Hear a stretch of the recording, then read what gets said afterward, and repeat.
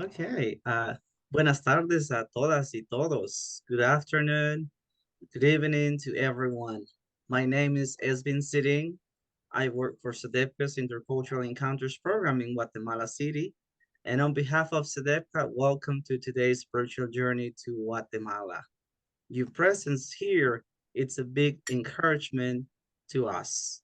It tells us that we're not alone in our work toward a more just world, a place where all people may have access to full life and a life of dignity that God intends. Today, we are going to bring you along to Guatemala to learn about a topic that is relevant to people here and in the United States: migration. We have three parts to our journey. First, we are going to be learning about the reality, including the current immigration policy, with immigration attorney, Licenciado Elke Rodriguez. Hello, everyone. Thank you. And second, reflecting theologically about migration with mission co-worker on migration, on migration issues, Joseph Ross. Hi, everyone. Thanks for having me. Thank you. And third, we are imagining how each of us is called to engage with our migrating neighbors, led by SEDEPCA U.S. Board President Carrie Satoff. Hello, everyone. Good to be here today. So thank you, Esvin, and to all our presenters. This is true for every virtual journey, but it is especially true today that this is going to be a whirlwind trip to Guatemala. My name is Betsy Moe. I'm a mission co-worker in the Presbyterian Church USA, and I'm a facilitator in the Intercultural Encounters program. So I want to start off with a few housekeeping items before we get started. And the first is to please remember to keep yourself muted unless you're speaking during our Q&A time. And so you can find your mute button just in the corner of your own screen, that it should be there. After this virtual journey, we're not going to have breakout rooms in this virtual journey. We're going to have a 30-minute question and answer period with our immigration lawyer, Elke. And that will be at the end of the virtual journey. So if you're able to stay for 30 extra minutes, you get to come to that Q&A time, which means that during the virtual journey, we'd like you to write down questions and then put those in the chat for the Q&A. So save all your questions for Elke for the end. And then finally, we are going to be using the chat box feature, and thanks for using it and for all of these interesting details about where you have lived throughout your life. But we want this to be an interactive journey. And so you will need to be familiar with that if you want to interact in that way. You can find your chat box, as people are talking, kind of experiment with it. But also there is a reactions box that's another way to interact while our speakers are speaking. And your reactions is, at least for me, it's at the bottom of my Zoom screen. And you can, if somebody's speaking and you want to give a little hooray or a love, here's I love what was just said, so I put the heart up. But the other thing is, if you want to raise your hand in a Q&A period, that is going to be in that same reactions box. So will everybody try the reaction, raise hand? This will put you at the front of the line to be heard. Now, we're not going to make anybody say anything, but try the raise hand feature. This is great. Wow. And then you actually have to lower your hand after you say what you want to say. So lower your hand, everybody. Okay, this is good. We're all, now that there are more in-person things, I'm finding that the join meeting, which is down below. Remember to mute. Yeah, remember to mute. Okay, anyway, I'm finding that one of the only times I Zoom is at Virtual Journey. So I forget how to do these things. So I know we're all a little rusty sometimes. So that's it for the housekeeping things. I think back to you, Esvin. Thank you. Thank you, Betsy. And now we're going to start by taking you along on a trip to Coyolate in Suchitepeques. Actually, this is the land, the area where I was born, which is near the Pacific coast, where you will meet Deborah and hear her personal story of her, and her husband migrating. Well, of her, but it's her husband migrating to the U.S.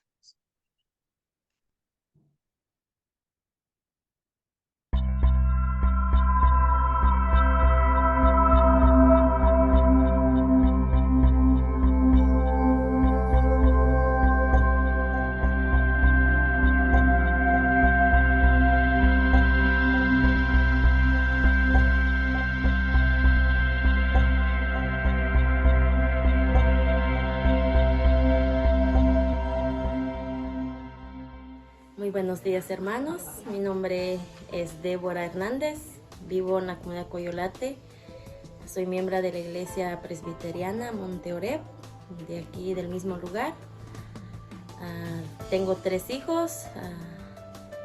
Pues la verdad, quiero contarles un poquito sobre mi historia.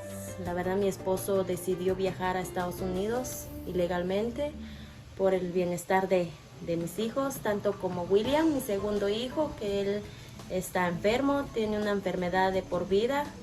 Él tiene chequeos cada mes, pues ya le detectaron otro, tiene 2 problemas. Entonces mi esposo, pues él tomó la decisión de viajar por el motivo que aquí en Guatemala pues no hay un salario. Él no tiene un trabajo como para tener un salario fijo. Con lo poco que él ganaba, pues ahí la íbamos pasando, pero con el transcurso de los días ya las cosas iban más peor. La verdad, ahora pues estamos pasando este proceso que él se fue y pues lo agarró migración, él está preso. Ya él cayó preso desde el febrero, él está preso, entonces pues las autoridades allá le están pidiendo la máxima sentencia, que el abogado pues me comentó que son 10 años de prisión. La verdad, hermanos, pues como toda familia sabe que el esposo es el sustento del diario vivir, pues la verdad ahorita esto ha sido muy difícil para mí, ya que yo soy la que tengo que ver cómo para poder viajar, estar llevando a mi niño al hospital. No es fácil, que no tengo de dónde que me vengan estos centavos para estar viajando cada mes. Entonces él pues no tiene cómo para poder él ayudarse allá, como para ayudarnos a nosotros, ya que nosotros pues vamos sosteniéndonos ahí día con día con las ayudas de nuestros hermanos. El punto es que mi esposo está allá y pues la verdad él se fue por el bienestar de nosotros, por lo de mis hijos, que él pues él es el que ve por el estudio de ellos y por lo que está pasando con mi niño. No ha sido tan fácil el proceso, que pues igual yo he estado pasando con muchos problemas de salud.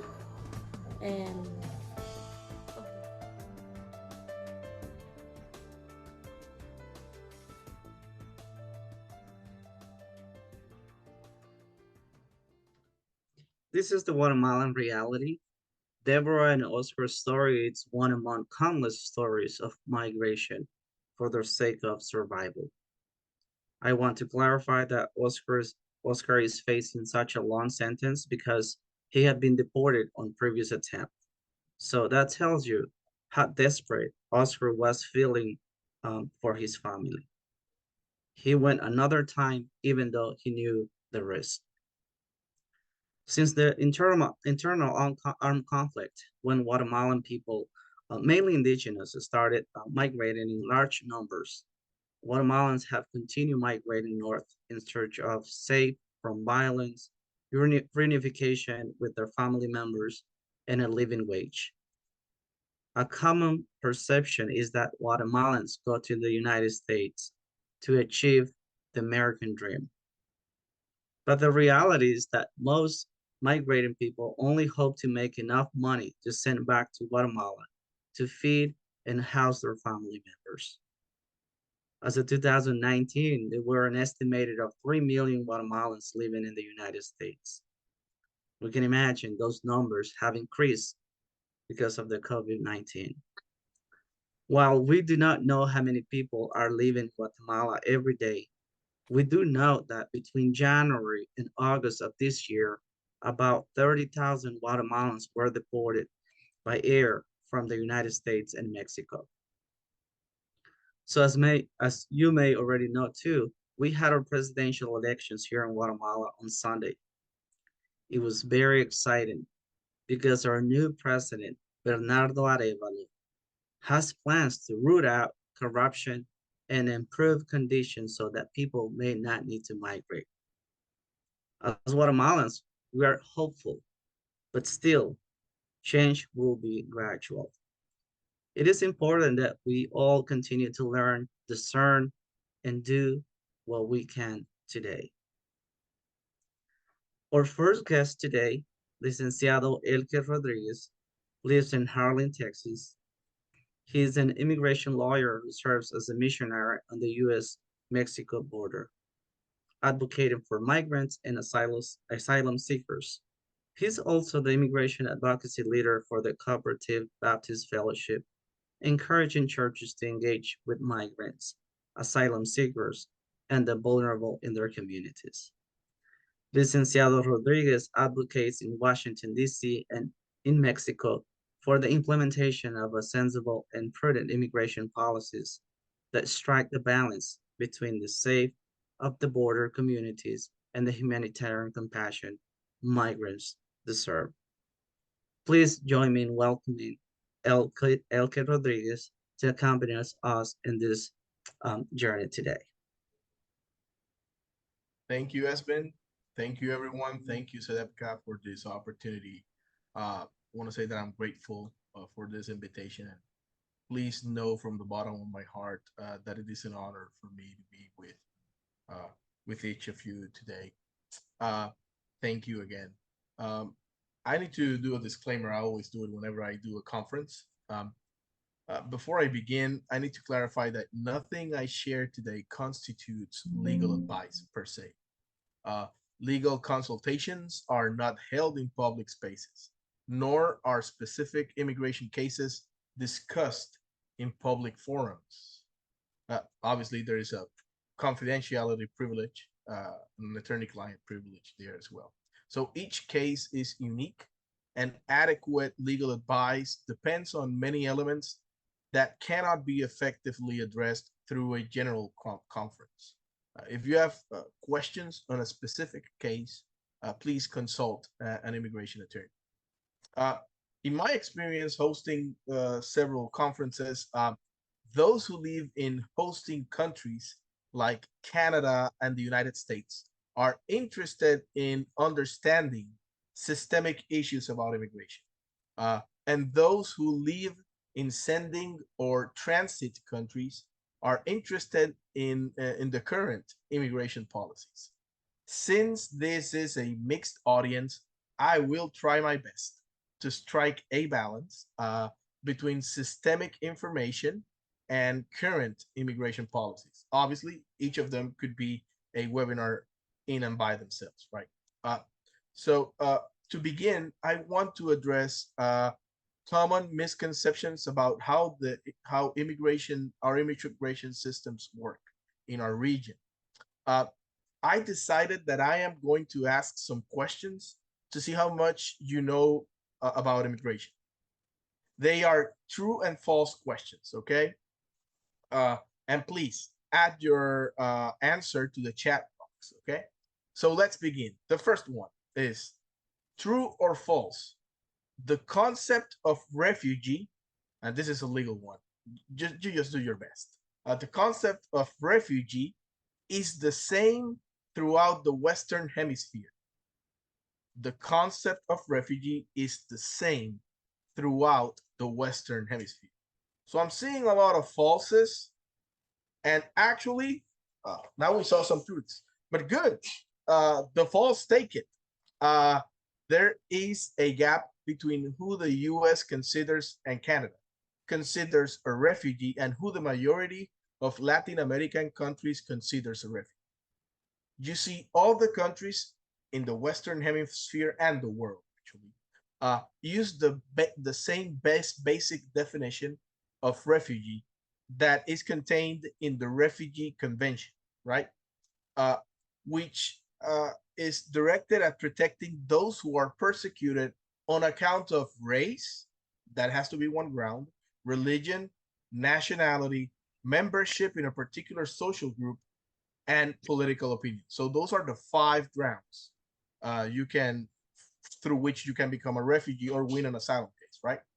But here's the thing: most of the Latin American countries have adopted the same definition and expanded the concept of refugee to include also those migrants who are fleeing generalized violence or widespread violence, foreign aggression, internal conflicts, massive violation of human rights, and circumstances that have seriously disturbed the public order. Therefore, the U.S. definition of a refugee is more restrictive, and Canadians as well, is more restrictive than the Latin American. Why do I mention this? Because there is a legal border wall that separates the U.S. from the rest of Latin America. The US-Mexico border wall is not just a physical wall, there is also a legal wall. And it is important for us to understand that. That is why many of my fellow colleagues say that the US is effectively sometimes deporting refugees back to their countries, okay? Here's the second true or false statement. Let's see.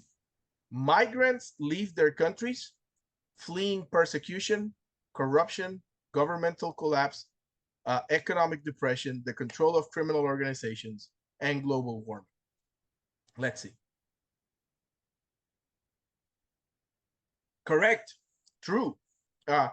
Those are what we commonly deem the root causes of migration, right? And the pandemic actually worsened these circumstances to the point where migrants arriving at the US-Mexico border are fleeing all of these reasons simultaneously, especially agricultural workers who are more vulnerable than than other type of workers, because global warming is affecting their crops and they can't earn a lot to live, much less also sometimes pay the extortion to some criminal organizations. And that is the truth. Third, third statement, let's see. Asylum seekers who refuse to join a criminal organization are generally, look at the word I use all the time, generally not granted asylum. Let's see, true or false?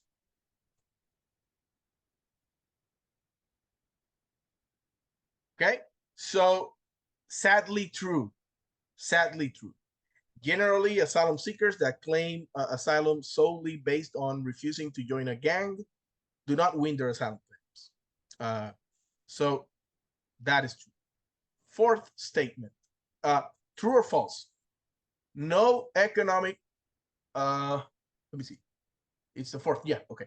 No other economic sector depends as much on immigrants as the agricultural industry, with immigrants making up as much as 70% of farm workers in the United States.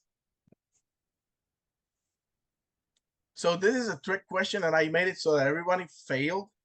I'm sorry, just wanted to play with you a little bit. The answer is false, but not because the statement is false, it's just because immigrants make as much as 73% of farm workers in the country. And additionally, 3.8 million immigrants work in the US food sector, representing more than 1 in 5 food workers. Immigrant farm workers are the pillar of the US food supply chain, and agricultural economic prosperity. So that you have an idea, in 2021, 2/3 of agricultural employers could not find adequate workers. So there is a huge shortage, and I think, and I, if you can take one thing about this, if you live in the U.S., I think many Americans do not understand that the U.S. needs more immigrants. Americans fail to recognize that immigrants serve as the linchpin to address many of our nation's problems. Immigration reform can lower inflation, foster economic growth, sustain social security, meet labor demands, the health shortages that we have in our health system, and enhance food security, among a whole other host of issues. Okay? So those are 4 statements that I want to talk about the systemic issues, or some systemic information about immigration. Now, let's move to specific border policies, okay? Currently, there are several programs available to enter the US, several ways of entering the US at the border, which is totally different, and several dispositional processes. That's the term that Customs and Border Patrol is using lately. I'm going to refer to Customs and Border Patrol as CBP moving forward. And so they have several dispositional processes that immigration officers can use to exercise their discretion. Okay, let's talk first about the programs that are the mainstays to enter the regular pathways to get into the US. None of these, first of all, are at the border. Okay, the first one is through a visa. You apply for a visa, you wait a long time, because you have to wait a long time if you know that you're applying for a visa, and they are done at the embassy, and you get to come to the United States. There are many visas available: family visas, employment visas, student visas, investors visas, tourist visas. Pretty much a visa is an authorization to go to a country for a determined amount of time and for a specific purpose. Okay. The other one is Uniting for Ukraine. This is a program that was created to allow U.S. residents to sponsor Ukrainians as long as you can, as long as the U.S. sponsor can provide information that they can financially sustain the Ukrainian for 2 years. Okay, a program that is following the same that follows the same way, or the same parole program, is the special parole program for Venezuelans, Nicaraguans, Cubans, and Haitians. The same thing as Uniting for Ukraine. If you know of a Cuban, a Nicaraguan, a Venezuelan, or a Haitian, and you're in the US and you can sponsor that person and show that you can financially support that person or that family for 2 years, you can actually ask for them to come to the US through these special parole programs. You may be asking yourself, why those 4 countries? And so I'm going to answer it. Why? Because the US does not have either diplomatic relationships or permission to book deportation flights with those countries. That's why the US has these programs, because if they did not have these programs, they would be pretty much obligated to allow them to come into the US, like they have done recently with the Chinese. Okay. The other program is Welcome Corps. Welcome Corps is a program that allows for 4 US residents to get together and sponsor a refugee. And the only thing you have to do is resettle that refugee. But it is important to understand that at this time, you cannot select the refugee you want to resettle. It's like 4 people or more get together and ask for a refugee, and the US brings pays for the refugee to come, and so you get to resettle that person in your community. And the last one is the secure mobility offices. So these are offices that were recently opened by the US government in Guatemala, Colombia, and Costa Rica to facilitate the pre-screening of persons or migrants seeking uh, legal pathways to enter the US through family reunification programs or refugee resettlement. Um, there is not a lot of information about this, but yesterday thank God I was in a group with a lot of national organizations, and at least I got some information.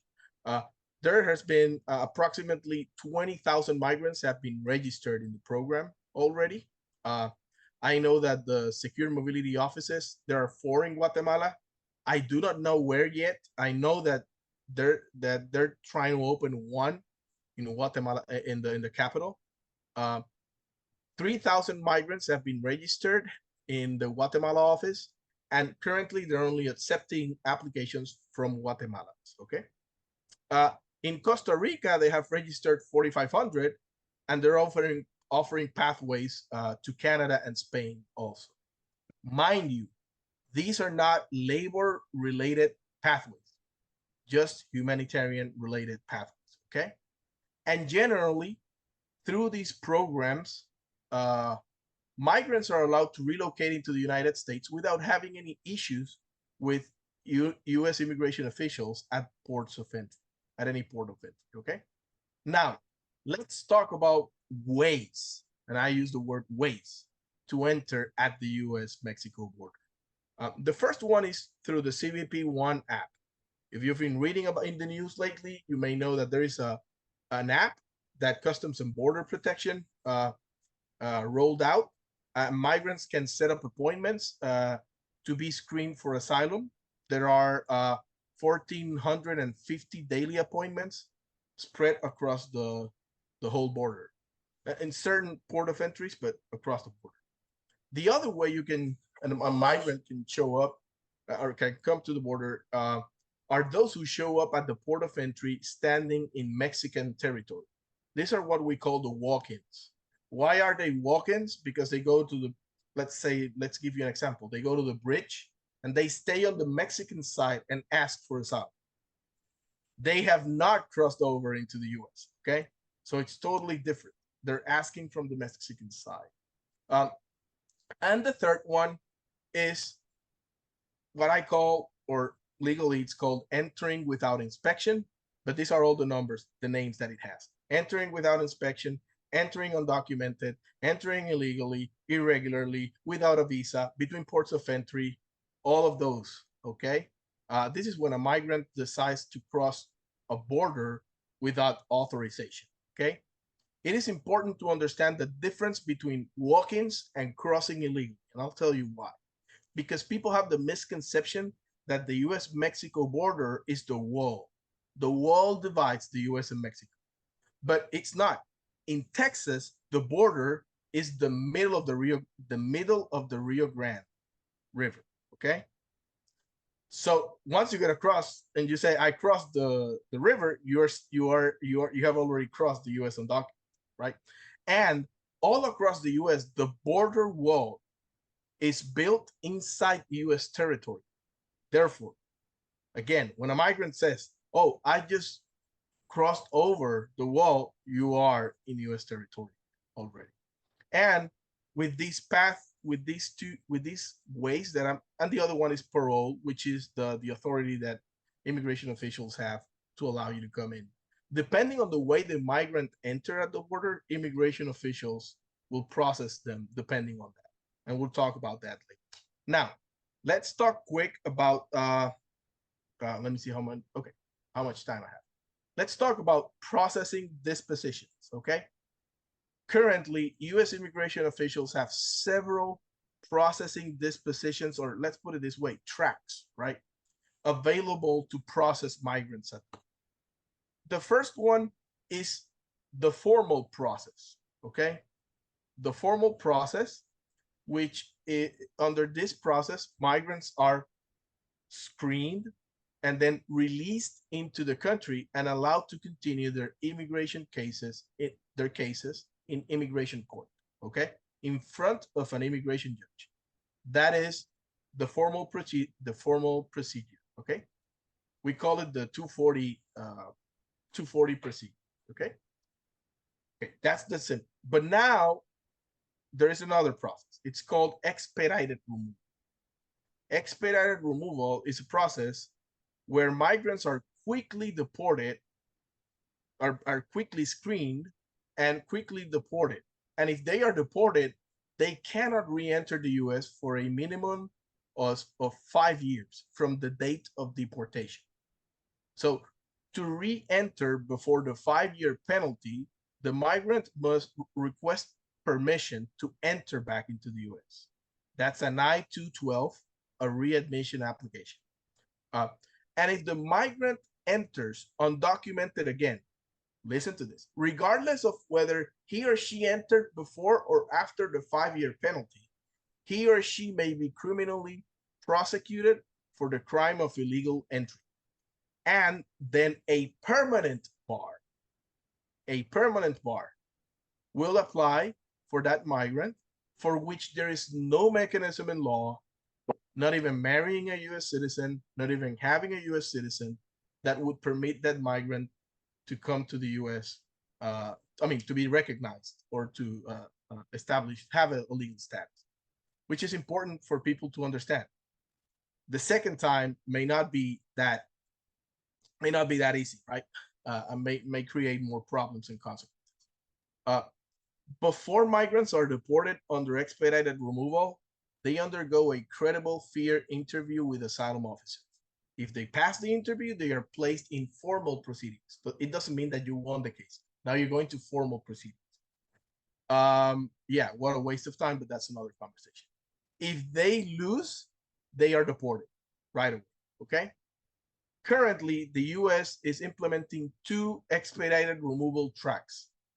One that it's called the Enhanced Expedited Removal, and another one that is called the Family Expedited Removal Management, which is called FIRM. I'll go through them quick. The Enhanced Expedited Removal allows for asylum officers to interview migrants while they're in CBP's custody and in their holding facilities. Interestingly, this program is only being applied to Spanish-speaking adults who are not accompanied by a family unit and come from countries that the US regularly deports migrants. We're talking about Honduras, Guatemala, El Salvador, Ecuador, Colombia, all these countries, okay? So that's why I recommend indigenous people, if their primary language is not Spanish, not to submit to any asylum procedures in Spanish, okay? The other program is FIRM. It's a Family Expedited Removal Management Program, or FIRM. Here's how this program began, and I'll try to be short about this. Because the current US administration does not want to detain or imprison families, but they want to place them in expedited removal, they invented FIRM, that allows for families to undergo credible fear interviews without being in a detention center and get a decision on their case in 30 days, okay? In FIRM, the head of the household is released with a GPS monitoring device. It could be an ankle or a wrist bracelet, and they're subject to a curfew. They can go with and meet with their sponsors. They're gonna get a call probably within the next 15 days, and they're gonna know if they're gonna be deported or not. In 30 days, they should be out of the country. So this is the new program. It started being implemented about 2 months ago, and it's being expanded probably recently almost all across the US. And finally, is the asylum ban rule. This is not a processing disposition. This is a new rule that encompasses everything. I don't know if you've heard about this rule that creates a rebuttable presumption of asylum ineligibility for asylum seekers who enter the US without a pre-scheduled appointment through CBP-1 and who did not apply for and were denied asylum in a third country on their way to the US. In essence, we're not going to grant you asylum unless if you get across a third country, you sought asylum there, and if you did not use CBP1. That is pretty much what it said. There are several exemptions to this, which are Mexicans and Canadians. They don't have a third country, obviously. Unaccompanied minors and victims of trafficking, but they have to prove it, actually. And so the last thing I want to mention is that there is discretion.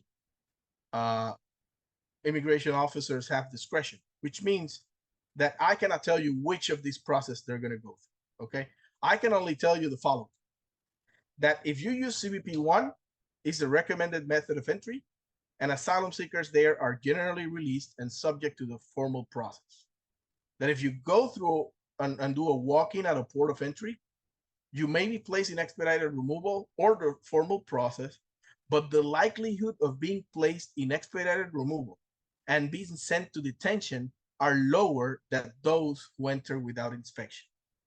And the last one is that if you enter without inspection, all of these restrictions are going to be probably applied to you or to the migrant. Recommendations. So these are the recommendations to those who want to come to the US. Do not cross undocumented. Do not use the existing visa system. Set up an appointment through CBP1. Use the Secure Mobility Office. Request humanitarian parole. Apply for asylum in transit countries and consult an immigration lawyer if you can. I cannot tell you to get across illegally because I can lose my license, FYI. So you're not going to hear that from me anywhere. And lastly, and this is the last slide, for those in the US, please advocate for the Dignity Act of 2023, HR 3599. It is not a perfect act, okay? But it at least provides us with pathways. It provides a pathway to citizenship for the 11 million undocumented in the US, for DACA recipients, for TPS holders. It expands actually the regional asylum processing centers that we've talked today. And it addresses the visa backlogs and caps. So I think that's what I wanted to say. I know that it's a lot of information, but I hope you've learned something today. And those in the US, please advocate for this bipartisan in Congress.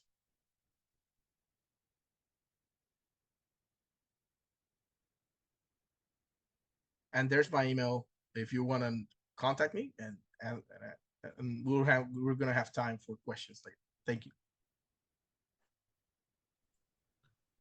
I will leave it there for a few seconds. So if you want to get Elka's information.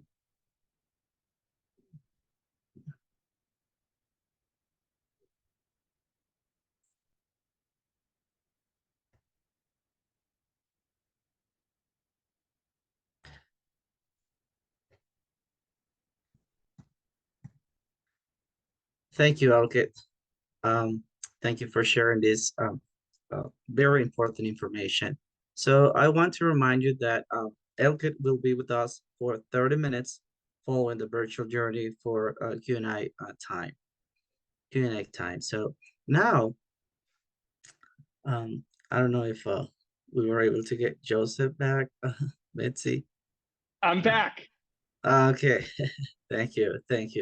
Okay, so now I would like to introduce our next guest, and we're meeting along the way. Joseph Ross is a mission co-worker in the PC USA.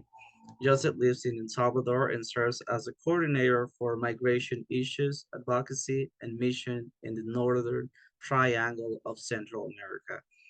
Joseph, bienvenido. Thank you so much, and thank you all for having me. I will just mention, since Esvin did mention it, my power went out for a second and I lost internet connection. It might happen again. If I leave, it's not because I don't want to be here. It's because the power is having some issues. But for now, I'm here to share a bit about migration theology. And because I work in El Salvador, I've lived here for 6 years, and I study at the Jesuit University here, I'm going to share a bit of this from the perspective of Salvadoran theologians like Ignacio Ellacuría and John Sobrino. And I was really happy to learn that SEDEPCA has also incorporated and adapted some of their theology for their own strategic planning, and reflection. And so the method that these two theologians together propose and then Sedepka has adapted has four parts to it. The first is to see, to bear witness to reality in the context that we're in. The second is to discern about this reality. What should we do about it? What is the theological meaning behind this? Where do we see sin? Where do we see grace peeking through? Under their understanding, sin is the denial of God's will. It is trying to hide or cover up grace. It brings death and oppression and suffering, mostly to the impoverished. And in this case, we talk about, often to migrants. Grace, under their understanding, is the opposite. It's the fulfillment of God's will. It is what God wants for us. It is life. It is salvation. It is liberation that will manifest, in the end with the general resurrection, but that takes place in little moments of liberation in history today. And so I see this virtual encounter. Oh, and then the third step is to act, to take action. Now that we've made this theological evaluation of reality, what will we do about it? And then finally to celebrate, because as much as it can be a bit of a downer to look at the difficulties and the struggles and the sin in the world, it's an opportunity to celebrate also a God of grace and of hope and of salvation. And so I see this virtual journey as like small little exercise in going through those steps, where we've seen and heard from Deborah about her experience of reality, and we've put that in a larger context with Elkut's words today. I want to help with this discernment piece, to discern, well, what does this mean theologically? And then we'll get to talk a bit about acting with Carrie, who will share what her presbytery is doing in response to this. And I think of this whole encounter as a celebration of all of our work in our communion and our brotherhood, sisterhood, siblinghood. So to that end, I want to share a case study from my own research on migration theology. And this one, because we've already heard a bit about the conditions which are driving people to migrate, and a bit about the conditions people experience when they're crossing the border, I want to share a story about somebody's experience transiting through Mexico. The story is shared with permission, using a fake name to protect their identity, and I will warn folks that there's I'll put those in the chat in a minute, or somebody else can. And I will give a content warning that it does discuss the threat of sexual assault, so that people can be aware of that. And I will share my screen so that you can read along. This is not the screen that I was supposed to be sharing.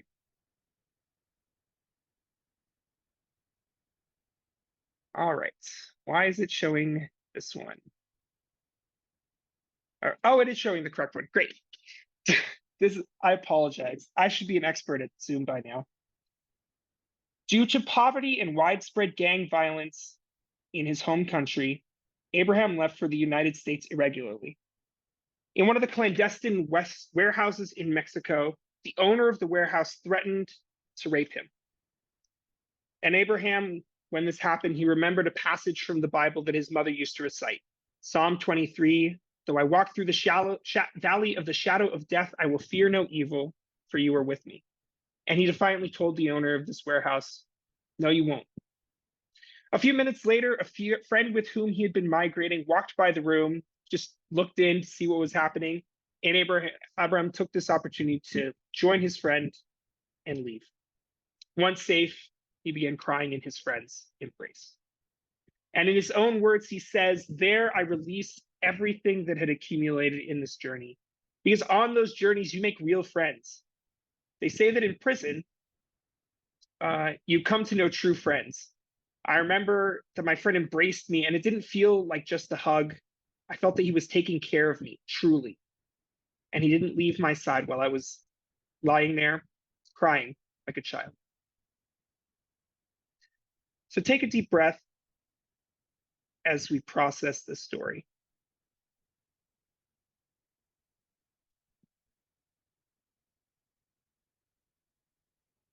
So the exercise that I'd like to have us go through in the next few minutes, maybe like 5 or 6 minutes, is to read through this story, and I'll go back to the previous slide, and think about the ways that we're seeing sin here. It can be like structural sin or the sin that is victimizing Abraham. This is what is causing death and suffering and oppression. And so put those answers in the chat, and we maybe will have some time for 1 or 2 people. If you want to raise your hands, you can say that aloud. But just take a minute and put in the chat where you see sin in this story.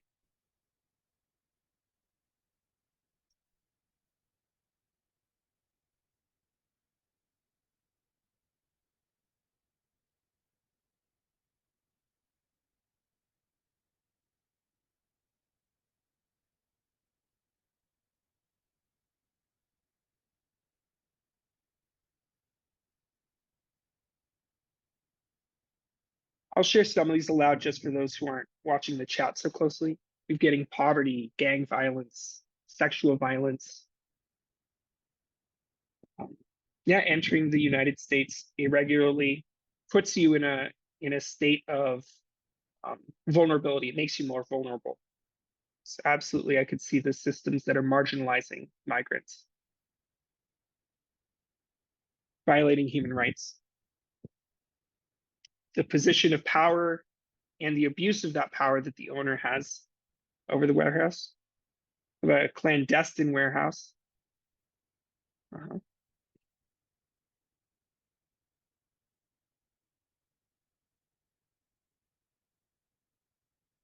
Yeah, migrants being used and exploited.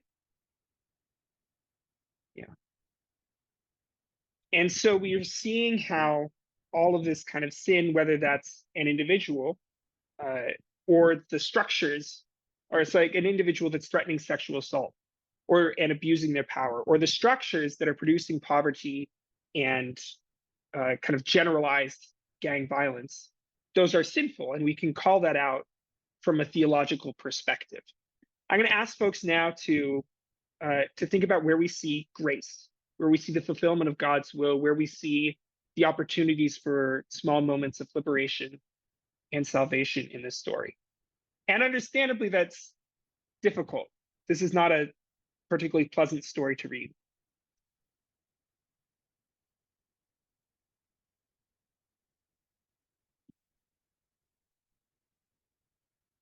And we have the support from a friend, the embrace, and the courage to say no.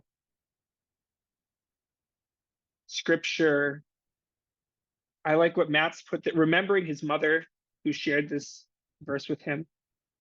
So the opportunity to release those emotions that had built up. The memory of biblical grace. Finding strength inside. God being with Abraham.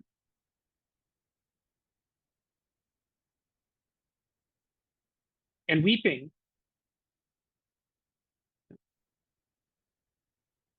Someone willing to listen and accompany.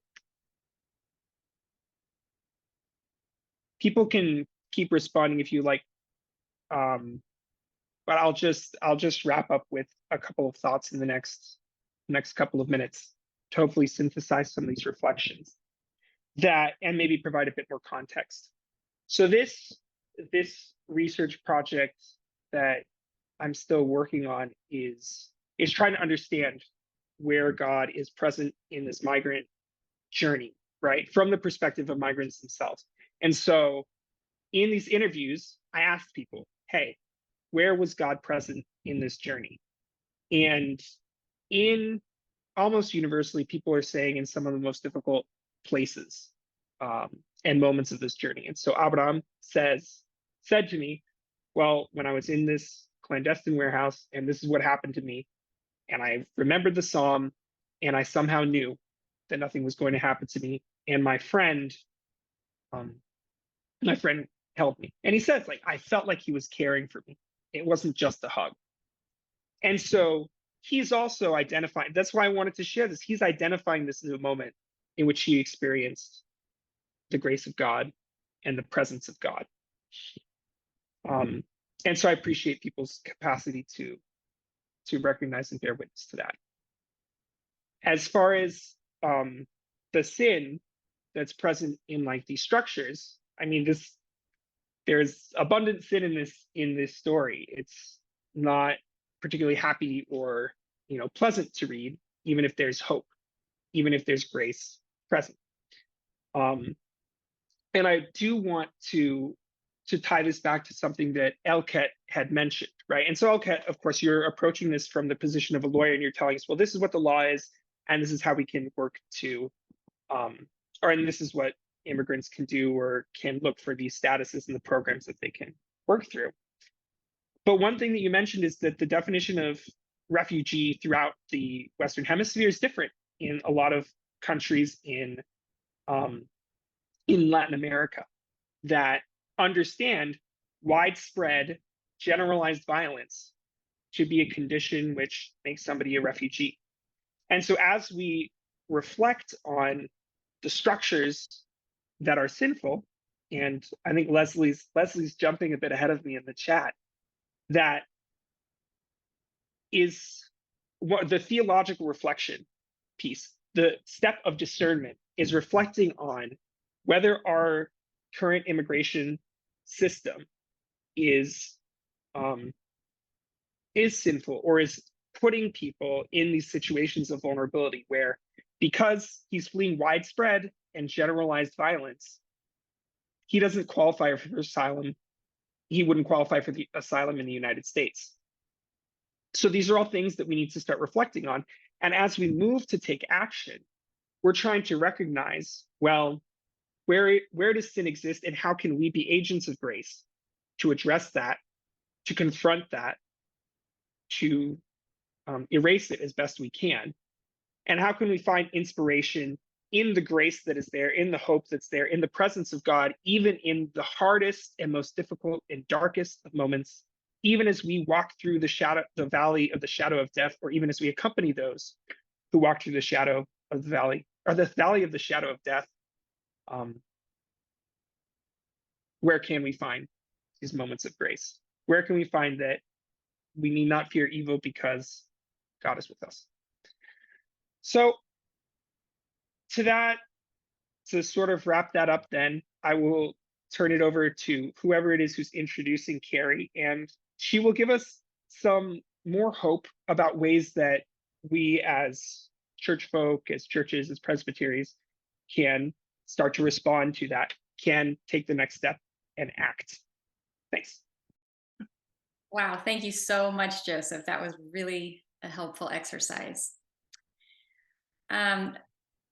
We now do move to this next portion that Joseph had been talking about, the structure of our virtual journey tonight, following this kind of theological arc that we're doing. And we are to the act portion, where we really consider how God is calling each one of us to act in our local communities. Our friend Carrie Saithoff has been coming to Guatemala for 8 years with the Newcastle Presbytery, located in Delaware, nurturing a long-standing presbytery partnership with a women's association here in the Shela area. In addition to being co-chair of her presbytery's Guatemala partnership, Carrie is now serving as board president of SEDEPCA USA. In June, my husband Eric and I visited Carrie and other friends and churches in the Newcastle Presbytery, and we got to see for ourselves how a presbytery can be mobilized into meaningful relationships and compassionate action at the local level. So I welcome you, Carrie, and I'm going to start off with this question for you. When and how did you become aware of Guatemalan migrants in your community? All right, well, thank you, Betsy, and good evening, everyone. I want to share my screen here to get us started.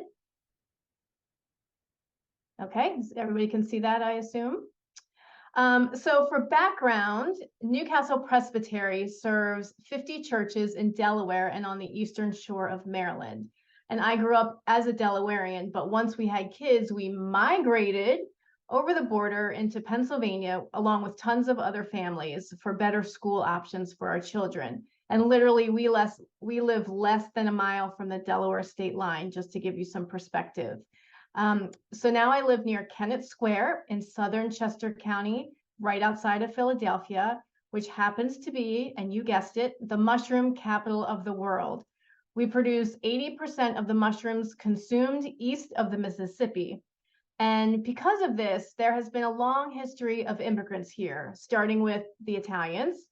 Then it was Puerto Ricans, moving on to Dominicans, on to Mexicans, and in the last 3 years or so, a large wave of Guatemalans, primarily indigenous, have arrived. Mushrooms are grown in houses like this, and outside of every one of them, as Elke was saying, there are help wanted signs looking for pickers. They advertise good pay and good hours. So the need is definitely there. There's plenty of work to be done. And because it's indoors, it provides stable year-round employment, which is definitely a draw. Picking is hard work. It's in small spaces, and dexterity and care are needed. And the working conditions, as you can see, are not great. Betsy and Eric came to visit us in Newcastle Presbytery in June, as she mentioned, and we got a tour of one of the houses and heard more about the migration issues that they face as well. So about 4 years ago, two worlds collided for me. I had been traveling to Guatemala for several years by then, and one day my daughter Evelyn came home from middle school and said, "Mom, listen to what happened in gym class today. Our teacher said we needed to be especially welcoming to 4 new students who are from Guatemala. They don't speak English. They don't speak Spanish even. They spoke Mam and Quechua." And so that is when I started becoming involved in supporting the Guatemalan community right here at home. So Carrie, you became involved, but there were already ministries going on. And so how was it that you and your presbytery became involved in what was already happening? So I, along with the Guatemala Partnership Steering Committee in Newcastle Presbytery, who are pictured right here, we began exploring ways to learn more about this new immigrant community here and how the schools and the local social service organizations were reaching out to them and the struggles that they were facing. Indigenous languages and new culture were 2 of the most significant challenges they faced. Not just Spanish, but some 5 or 6 other indigenous languages are commonplace here. And also the heavily patriarchal and machismo way of thinking, among other cultural challenges, existed. So we saw that school support staff, case managers, law enforcement, legal aid organizations were quickly overwhelmed with this new reality. So I just wanted to share a quick list of the practical and tangible actions we have taken to act in hopes that it will give you some ideas of how you can act in your communities. One of the first things we did was connect these local organizations with SEDEPCA as a resource, right? SEDEPCA, one of our partner organizations in country, in Guatemala. So Newcastle Presbytery sponsored 2 virtual journeys, just like this one on migration and one on the women's realities and experience in Guatemala. And more than 100 staff and volunteers from about 20 local organizations attended, and they found it extremely helpful. So we want to thank SEDEPCA for offering those learning opportunities to us and our local partner organizations here in Kennett. And from those 2 sessions, we got to know one organization in particular that we were impressed with, and that was Young Moms. And the mission of Young Moms is to support pregnant and parenting young women under the age of 21. They currently serve 46 young mothers, and 65% of them are Guatemalan. And that percentage keeps climbing almost weekly. And I just wanted to introduce Mary Hughes real quickly. She'll probably wave. She is in one of the boxes on the screen today. She's attending, so thank you for being here, Mary. And on a personal level, I quickly became involved with Young Moms as a mentor and volunteering, helping to drive these clients to their plethora of medical and well child visits, and well visits for when they were pregnant. Newcastle Presbytery and a number of churches and several other individuals are now supporting them too, both with their time and with their generous financial gifts. So here I am with my mentee. She is from the Alta Verapaz region. And these women and girls are sometimes very isolated. They live in apartments without transportation. Some go to school and work, some do not. So they're just home with their babies. And you can imagine how isolating and lonely that is. So just taking them to the park and to the playground, or taking them to get ice cream or something means a lot, and just walking alongside them. Young Moms twice a month has a club night where they get the girls together to have fellowship, enjoy a meal, and learn a practical skill. So they have presentations on how to install your car seat. Budgeting and banking was the one last week. And so Newcastle Presbytery has prepared some of the meals for these club nights as well. Some of you will recognize on the right, that is Marcia Towers. She was a former, she is a former SEDEPCA employee. She was a PCUSA mission coworker stationed in Guatemala for several years. And she now is a bilingual language specialist in a school district about an hour away from here in Lancaster. And she has come down several times to club nights and has offered programs to teach the girls how to speak to their baby and help develop their language of their infants, not only in English and Spanish, but also in their indigenous language, to keep that culture, which is really important. So that has been a blessing to make that connection through SEDEPCA. And also on the left here is Delphina, who is the program manager for Young Moms. And we are super excited that she is going to be traveling with us as a presbytery to Guatemala on a SEDEPCA trip in January. And so she will really get a good sense of where these girls are coming from, the challenges they face, learn more about migration firsthand. And she'll be a resource for us because she'll be able to share a lot of things with us that I'm sure we didn't know. So that's really exciting.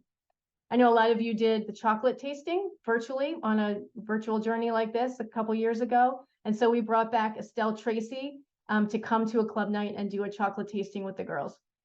So that was a really fun event for them.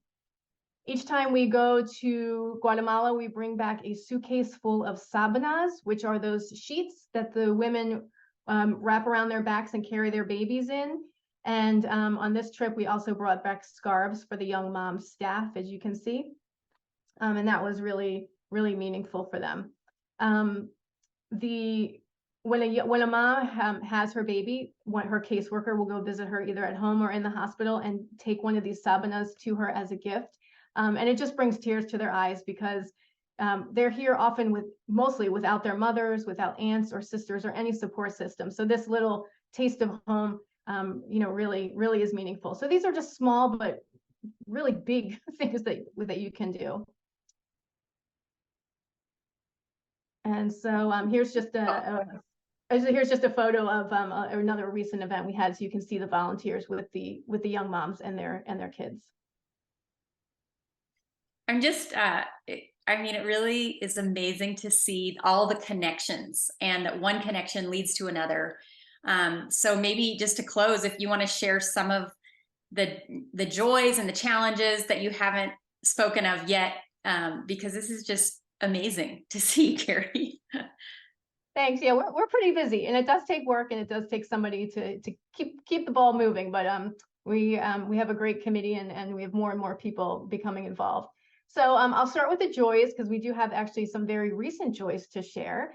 It's just been so much fun to see how this relationship between Young Moms and Newcastle Presbytery is blossoming. And at the last 2 club nights that I attended, I saw new volunteers from churches showing up to help. I was blown away. I had no idea they were going to be there. They just showed up because they saw it in one of our emails or one of our newsletters and just took it on their own to show up. So that was really great. And we have found that people are really, really interested in getting involved, but they may not be able to travel to Guatemala. So this provides a way for them to do local mission with an international flair and a hands-on way to help welcome the stranger. A second thing I would encourage everybody to do is just be an advocate. I was sitting on the couch maybe 2 months ago, scrolling through my Facebook, and I saw a grant opportunity that our NBC station regional affiliate was offering to local organizations. And I thought, I bet Young Moms would be a good candidate for that. So I sent that to Mary Hughes. She must have written a bang up grant, because last week we just found out that Young Moms received a $30,000 grant from NBC and will be getting a lot of promotional press from them regionally. So that's amazing. That took me 3 seconds. I mean, I'm sure it took Mary a lot longer, but that was completely worth it. Something really easy that you can do. And a third joy is we are now planning to host Pamela Likes, who is director of SEDEPCA's Women Ministry. We will host her here at Newcastle Presbytery next year. We are hoping. And the idea is that she will go to the Young Moms office and train the trainers so that the Young Moms staff can teach, for example, the Tamar Project and other SEDEPCA workshops to their young clients, so that we can kind of spread that web wider. So, Pamela will not have time to do that herself, but if she trains the trainers, they'll be able to do it throughout the year, which is really exciting. And the challenges, of course, language is the top obstacle for sure. And these organizations really need volunteers who can speak Spanish, but do not let that stop you. Getting involved is a really good excuse to brush up on your Spanish or to learn a new language altogether. And trust me, Google Translate is a miracle tool, so you can always rely on that. And also, just seeing how broken the US immigration system is really frustrating and seems like such a daunting problem. It's very tempting to give up. Everyday tasks like paying rent or getting a driver's license are so hard for these migrants who are just looking for a better life, just like we all are. So it's more important than ever to keep on working for what we know is right. And I hope you will find ways to get involved and help newly arrived immigrants in your community. So thank you so much. I can leave my information in the chat if you have any specific questions, or I'm happy to answer anything later in the Q&A session. So that's it from me. Thanks. Wow, thank you, Carrie. This is really amazing. So we really hope that all of you who are on this Zoom today are thinking about how you might engage with your migrant neighbors, because migrants are everywhere in the United States, and we have opportunities among us to engage, to be in relationship, and to, you really, like Carrie says, you do not have to come to Guatemala. And for you, it may start by simply visiting a Spanish-speaking congregation in your city and seeing who's out there. Or it might be welcoming new neighbors on your block who just arrived, or volunteering with an ESL or tutoring program. You can really learn about migrants through existing programs in your community. But whatever you decide is your next step, I want to at least just say thank you for being here today and for letting the Spirit inform your heart and mind so that all of us may live into the beloved community that God desires us to be. If you wish to join with us as SEDEPCA in God's work of education that transforms, you may make a donation today at sedepca.org. We would encourage you to direct your donation this time to the general fund, because, and I'm going to have Esvin show a screen of what this looks like when you go to this website. So here's a QR code that you can hold up your phone. Ooh, can you go back to the... There we go. Okay, there we go. You can hold your phone up, your phone camera up to that QR code. It will take you straight to to the website that looks like this, and you'll be able to donate any amount. And again, the general fund is a great way to direct your gift tonight, because we feel like every one of SEDEPCA's programs in one way or another is looking to correct and alleviate the root causes of migration. So any amount is very much appreciated, and we thank you in advance for your accompaniment with us. So now we are going on to that extended Q&A session with Licenciado Elpet Rodriguez. So some of you we recognize may need to go because we're at time, but we do hope that some of you are able to stay. I always find Q&A sessions to be almost better than the session itself when questions arise from the audience. So while some of you are signing off, I thank you for coming. I will ask that those of you who are going to stay start putting questions for Elkit in the chat. While you're doing that, I'm going to lead off with a question that I've been thinking about, Elkit, which is, and actually let me do my raise hand feature just to, okay, I'm official now, I can ask my question. When exactly did the borders start getting so tight that people couldn't cross freely? Could you describe a little bit of the history behind that? Because it seems like within my lifetime, there was a time when migrants could cross easily to work. And so why and how, when did it get so tight? Yeah, I'll give you a timeline.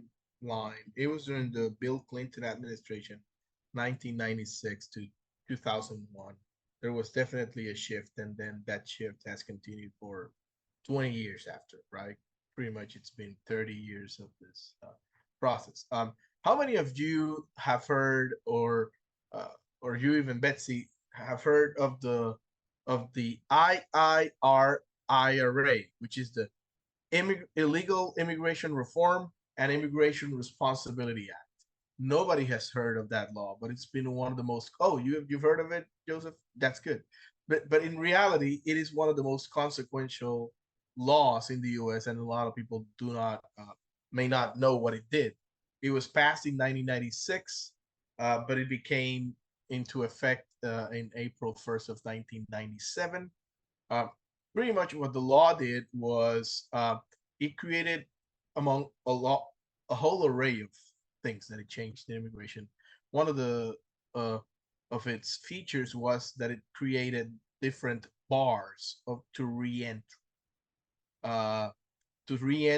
the U.S. So in essence, starting April 1st of 1997, there is this thing called the revolving door theory, which is people can go across and come back and go across and come back. Like a lot of Mexicans do not want to become, even to this day, and I've talked to them in the valley where I live, they don't want to become U.S. citizens, but they stayed here because in 1997, precisely, they needed to make a decision whether they were going to, this idea of living in Mexico and coming to the U.S. and work was not feasible anymore, so they decided to stay on the U.S. side, right?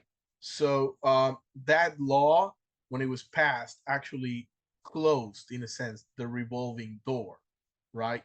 And so a lot of Mexicans at that time said, I'm going to stay on this side. But then you have to think that right around that period of time, the U.S. started building walls and stronger walls around dividing the U.S. from Mexico, and then 9/11 passed. I mean, 9/11 happened in 2001, and then the shift was totally focused not just on let's deter migration, but then enforcement, right? And so we have continued that mentality, and the country has forgotten about creating pathways for those who want to come in, and so that's when it all started, when it tightened more. But it's been a slow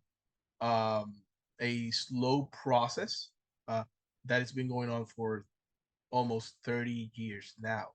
And when we talk about the broken immigration system, it is broken because the Constitution says that Congress has the power to actually enact immigration laws, and they have not done anything, meaningful after this law in 1996.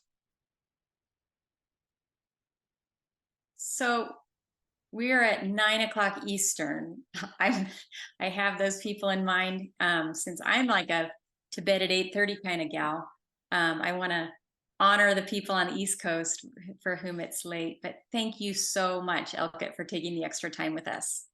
And I thank you again, Joseph and Carrie, for sharing out of your heart and expertise. So this has been really a wonderful virtual journey. And thanks to everybody who's come. And again, if you do have any questions or need some resources, just send us an email and we'd be happy to help.